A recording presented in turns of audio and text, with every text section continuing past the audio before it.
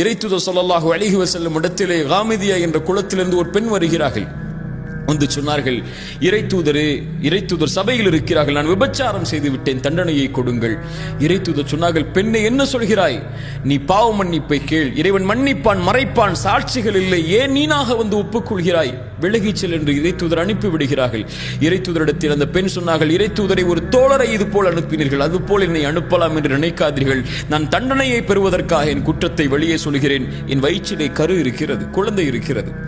இறைத்தூதர் சொன்னார்கள், நீ செய்த பாவத்திற்கு குழந்தையின் தண்டனையை பெற வேண்டும், முடியாது, நீ குழந்தை பெற்றெடுத்ததற்கு பிறகு வா. குழந்தை பெற்றெடுத்ததற்கு பிறகு வந்தார்கள். பால்குடி மறந்ததற்கு பிறகு வா.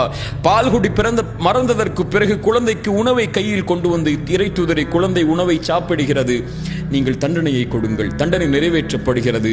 கல்லால் எறிந்து கொலை செய்ய வேண்டும், விபச்சாரம் செய்திருந்தால் திருமணத்திற்கு பிறகு அந்த தண்டனை கொடுக்கப்படும் போது அந்த பெண்ணுடைய இரத்தம் ஒரு தோழருடைய கையில் படுகிறது. அந்த தோழர் சீ என்றார்கள், ஒரு விபச்சாரியின் ரத்தம் என்றார்கள்.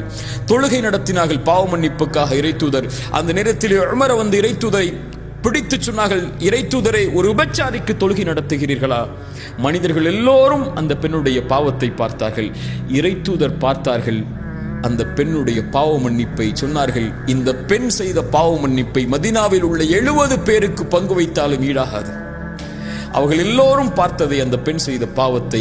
இறைத்தூதர் பார்த்தது அந்த பெண் இறைவனிடத்திலே செய்த பாவ மன்னிப்பை.